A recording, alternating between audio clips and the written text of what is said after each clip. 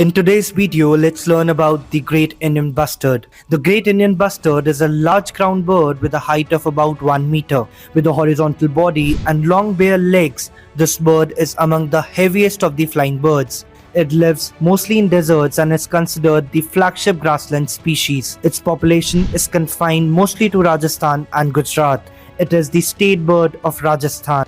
Talking about its conservation status, it is considered India's most critically endangered bird.